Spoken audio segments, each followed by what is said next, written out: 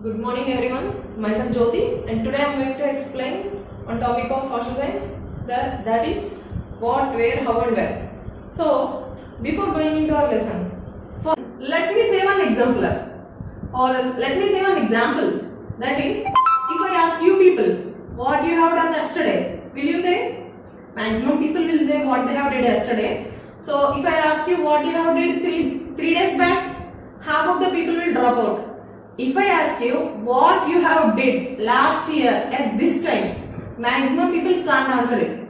So if you wanted to know what the things happened long ago, then you have to read history.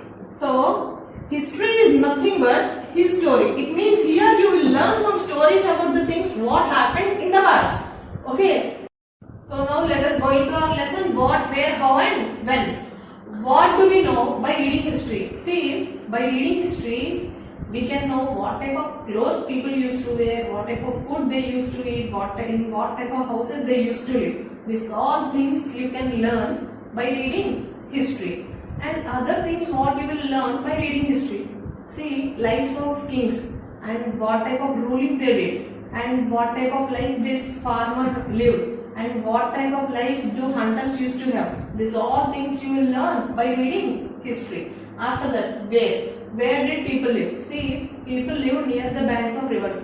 People lived near the banks of rivers. Okay. See, that is why civilization started near the banks of rivers. So after that, we are having one more important thing here. It means where people used to live. There we are having one more important point. See, that is gatherers. Gatherer, the name itself indicates searching. Gathering means searching. See here, that people, those who lived near the banks of rivers, they became gatherers of food. It means they became searchers of food. Then they started searching food and they came to know there is a vast food in the surroundings of them only. So in the forest they started going and they started eating food there itself. How crops are grown? See, before 8,000 years ago, men and women started cultivating. It means they started cultivating wheat and barley. Before 8,000 years ago, men and women started cultivating wheat and barley. See, this wheat and barley cultivated near Suleiman and Kitar hills. See, before 8,000 years ago, both men and women started growing wheat and barley. So, where did they cultivated this wheat and barley? They have started growing these crops near Suleiman and Kitar hills. See, these Suleiman and Kitar hills are northwest of India. Okay, so see, after cultivating of wheat and barley, rice has been grown. After cultivating of wheat and barley, agriculture has laid its path in India. Okay, so first rice has been grown towards the north of Vindhyas. So near Vindhyas, where did I say? Vindhyas. First rice has been grown to the north of Vindhyas, and barley and wheat has been grown towards Suleiman and Kitar hills. So near Suleiman and Kitar hills, wheat and barley has been grown, and near north of Vindhyas, rice has been grown. After that, we are having when cities was developed. See, before 4,700 years ago, first cities have been flourished. It means then only that cities have been laid their paths there, and it started growing from till day. Then only cities started growing. So after that, next we are having 2,500 years ago. From till day, if you reduce 2,500 years ago, then only cities are developed. At that time only cities developed. So now let us go or let us learn about India. India. So India is having two names. That is India and Bharat. Okay. India has been derived its name from Indus. So Indus is called as Sindhu in Sanskrit. Indus is called as Sindhu in Sanskrit. I'll say one example for this. That is, see, cat is called as Billy in Hindi. Okay, cat is called as Billy in Hindi. Similarly, Indus is called as Sindhu in Sanskrit. Okay, so Sanskrit is a language and Indus is called as Sindhu in Sanskrit language. Okay, so before nearly 3,000 years ago, these Iranians and Greeks came to our country through northwest part of our country. See, these Iranians and Greeks, they know we are calling our country as Indus, but they took familiarity and they called our country as Indos or Hindus. Okay, so Indus means nothing but land which is east of the river Indus. Land which is east of the river Indus is called as India. So that is how our name of India derived out. Okay, after that Bharat. See, Bharat is nothing but group of people. It's some group of people, those who are living in the northwest part of our country is called as Bharat. So this description is given by, or this description has been saved, or this description has been mentioned in Rig Veda. Okay? There are several ways in finding out about the past. Okay? Among them, one of the sources is reading books, reading the books which is written long ago. Okay? So among that, one of the book is manuscript. See, manuscript is a book which has been written on palm leaves or else on the bark of birch tree. So before going into that, first let us know what is manuscript. Manu. Manu is a Latin word. Manu is a Latin word which means hand. So what is the meaning of Manu in Latin? Hand. Script means written. So manuscript is a handwritten book.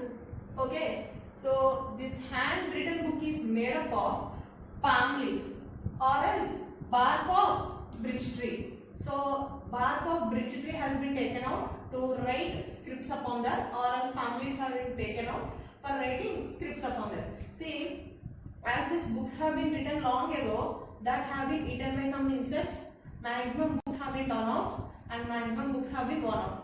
Only some of them are left, and that has been stored in some temples and monasteries and religious issues. Okay, so let us know what these manuscripts contain. So these manuscripts contain so many subjects, like what type of life did kings live, and what science contains, what epics contains, what poems contains, what are ethics. This everything that is written in manuscript. Okay, after manuscript we are having inscriptions. So before going into inscription, I will say one example for you. See, maximum of you people went to temples. Have you ever went? No. So whenever you go to temples, there you can see some inscriptions, some letters that have been engraved on the walls. Whenever you go to temples, there you will see walls of the temple. Once you look at the walls of the temples, there you can see some script which is unknown to you. That script have been engraved in the walls itself. Have you ever seen? That script is called inscriptions. It means the writings or else the writings which is sculptured in the stones, writings which is sculptured in the stones or else metals is called inscriptions. Why these inscriptions became a source of history? Why? Because see, king, if he wanted to say anything to his people, then he'll ask his court persons to inscript an inscription. Why? Because people read that inscription and they will obey king's orders. Or else, whenever a king got victory in his warship, then also he'll give one inscription. Like Ashoka gave one inscription in Sarnath. Okay, example of one inscription is Ashoka's only, that is in Sarnath. And after that we are having archaeologists. See, what is the work of archaeologists? Have you ever heard the word archaeologist? Archaeologist is nothing but those who study about the remains of buildings and which have been worn out before thousands of years ago, which have been destroyed thousands of years ago. He will study about all those such things, and he is called an archaeologist. So what does archaeologist will find out? See, whenever he is digging out, whenever he is exploring or excavating the land surface, then he will find out some tools, weapons, pots, and see something I wrote here: tools, weapons, pans, pots, ornaments and coins. See, have you ever heard in news like before so many years ago kings used to use this type of coins? They have shown us in news. Have you ever heard this type of news? See, that all things have been excavated by archaeologists only. It means whenever archaeologists dug the land surface, there they have found out these coins and all. and the pots which have been found inside of the earth. It means whenever they dig, they find some pots, pans, and all. This they give to this media, then that that media people will telecast to news channels. So we are hearing this news because of this archaeologists only. See with what type of material these pots and all made up of. See, generally pots, pans, these all things are made up of clay only. After making from clay, they will bake it. It means they will heat it. Okay, ornaments. Generally ornaments is made up of metals. And see, some instruments they used to use in the olden age, which is made up of bones. See, these all type of things have been found by archaeologists whenever they excavate Earth's surface. Okay, so what are the things I have said till now? Once again, I will remind it. See, what we learn by learning history and where people used to live. Okay, after that, how they started cultivating, how many years back they started cultivating, and where they started living, and when cities have been flourished. These all things I have said. And after that, how India got its name as India and Bharat. And after that, I said about manuscripts, and after that about inscriptions, and after that about archaeologists. Okay, so thank you.